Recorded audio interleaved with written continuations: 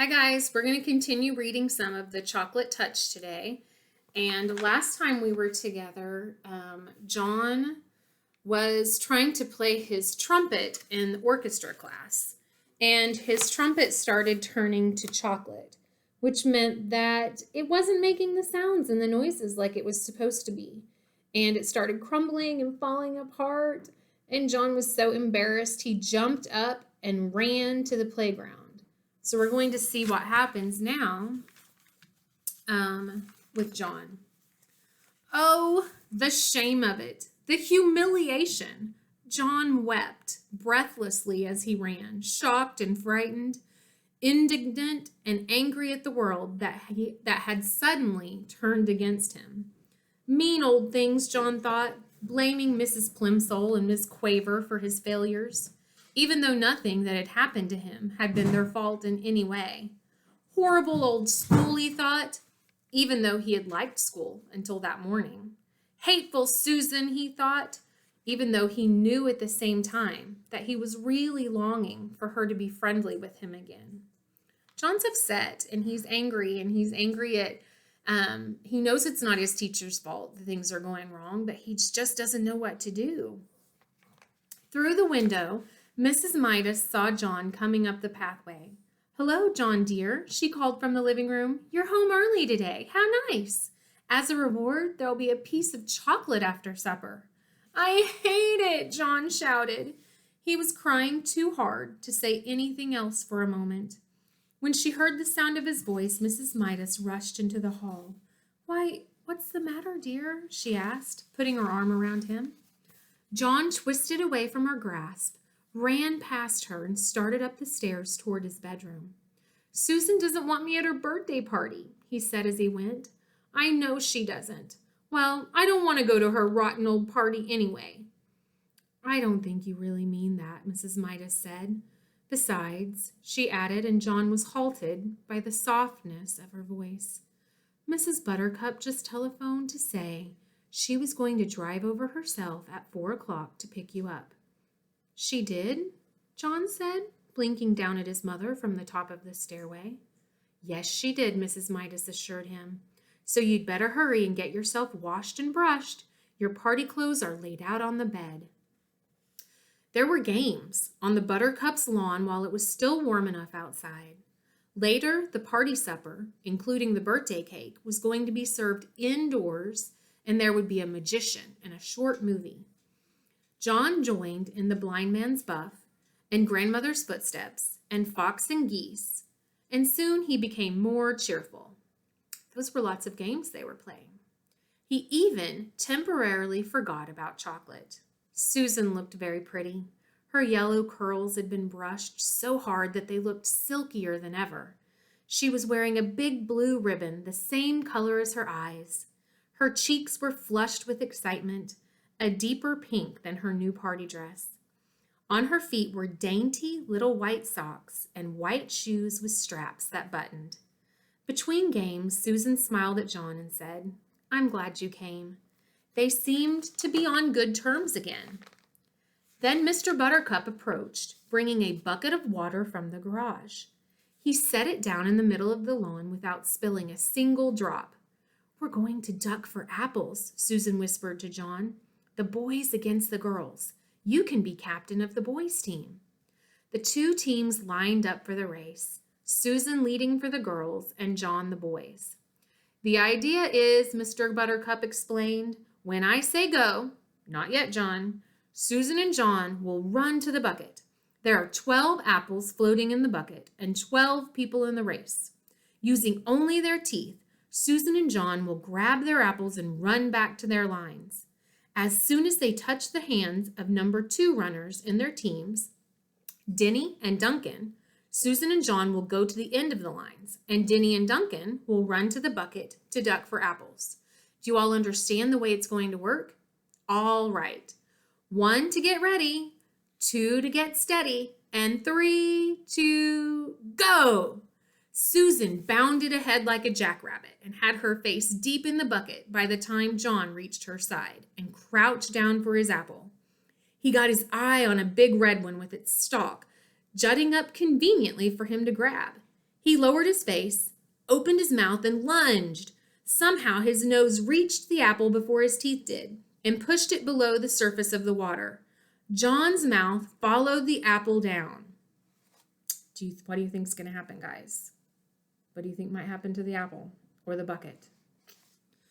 Then a terrible thing happened. The clear water in the bucket turned into dark brown, sweet, liquid chocolate. Susan and John immediately pulled their heads up, but it was too late. Their faces were drenched with chocolate syrup. "Oh!" Susan exclaimed, wiping the chocolate out of her eyes. Chocolate syrup dripped down all over her delicate, pale pink dress. "Oh," she moaned. John was in the same state. There was chocolate all over his face. There was chocolate on his white shirt front and on his gray flannel shorts. And there was chocolate in his mouth. "Ugh, glug," John said. Susan was too surprised and angry to speak. For the second time that day, she turned her back on John and ran away from him.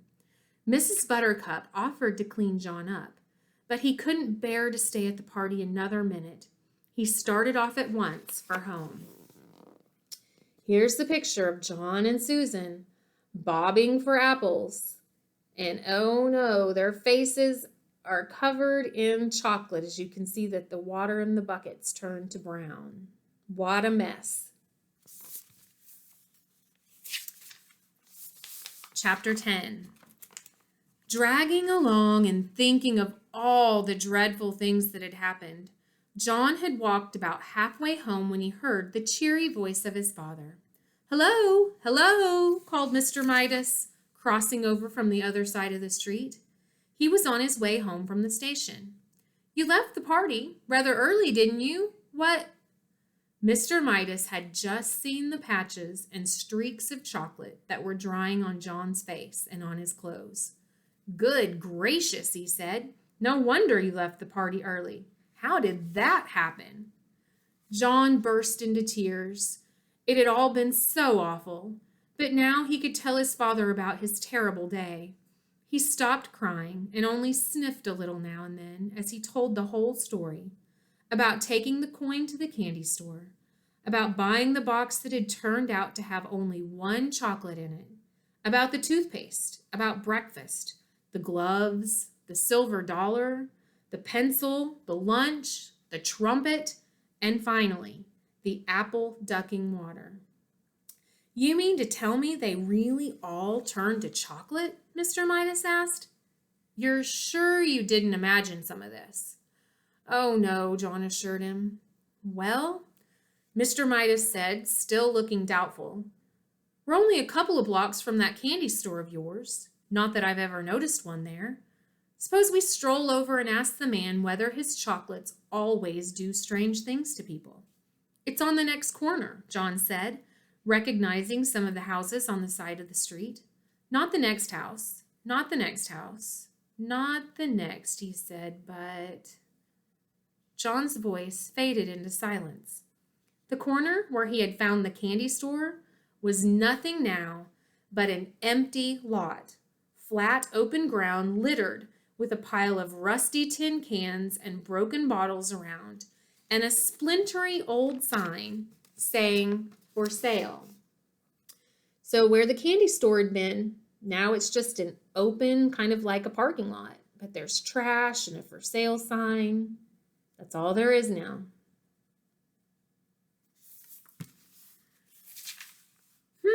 Said Mr. Midas, frowning anxiously at John. "I think we'd better pay a visit to Dr. Cranium before we go home." "That's where the store was, though," John protested, beginning to cry again. He had shed more tears in that one day, it seemed, and certainly eaten more chocolate than in all the other days of his life put together. "I know it was." Dr. Cranium was a busy man. As luck would have it, however, he was able to see Mr. Midas and John almost at once. "Well, well, well, well, well," said Dr. Cranium. "How are we getting along now, John? Have we cut down on our candy, eh?" How do you do? John responded dully. Apparently, he's had a bad day, Dr. Cranium, Mr. Midas said. Trouble at school, you know. And a little accident at a birthday party? What I'm worried about is that he keeps saying that everything he puts into his mouth turns to chocolate. No more than a nursery fantasy, I'm sure, Dr. Cranium said to Mr. Midas. Well, John, he went on, looking down with a smile, suppose you tell me in your own words what the matter seems to be. Everything I put into my mouth turns to chocolate, John explained. Everything I eat, everything I drink changes into chocolate. I'm thirsty and I'm getting a pain. A bad one, I think. Dr. Cranium sighed patiently and invited John to open his mouth and say, "Ah." "Ah," John said. Dr. Cranium peered into John's mouth briefly and gave a low whistle of surprise. This chocolate eating simply must stop. He went to his supply cabinet. I don't think there's any time to be lost, he told Mr. Midas. I'm going to give the boy some of my own special compound. Dr. Cranium's elixir, I call it. It never fails. Dr. Cranium selected a large bottle from one of the cabinet's crowded shelves. He removed the top from the bottle. He got a spoon from another shelf, and he filled the spoon with an oily, greenish, yellowish medicine that had the yellowish, reddish lights glinting in it. It doesn't taste very pleasant, Dr. Cranium warned John in a pleasant tone of voice, but I'm sure it'll do the trick. Clear the stomach and clear your mind. That's what I always say. Dr. Cranium offered John the brimful spoon. Must I? John asked his father. I know it'll turn to chocolate. Go on, Mr. Midas nodded encouragingly. Drink it down. Here's the picture of Dr. Cranium, and he's got the bottle of elixir in his hand. John's father standing behind him, and he's getting ready to he's giving John some of the terrible tasting elixir to try to help clear his stomach and make him feel better. So John took the spoon between his lips. The medicine turned to chocolate. The spoon turned to chocolate. John choked and spluttered, and chocolate syrup spurted from his mouth. Dr. Cranium dropped the spoon in alarm. When it struck the white tiled floor, the chocolate handle snapped into several pieces. Mercy, said Dr. Cranium. I've never seen anything like it. The boy's whole system seems to be so chocolatified that it chocolatifies everything it touches. After he had recovered somewhat, the doctor went on. I believe this must be an unprecedented. Unprecedented means it's never happened before. It's an unprecedented case of chocolitis. I shall call it Cranium's disease. I shall want to make an exhaustive study of this child. I think John has had enough excitement for one day, Mr. Midas said. We're going to pause there because Dr. Cranium, he's never seen anything like it. He was going to study John. He was going to name the chocolate disease after himself, his own name. So let's see what happens when Mr. Midas takes John home, because things seem to be getting worse for John. So we'll pick up there tomorrow on Chapter 11. Everybody have a good day. Bye.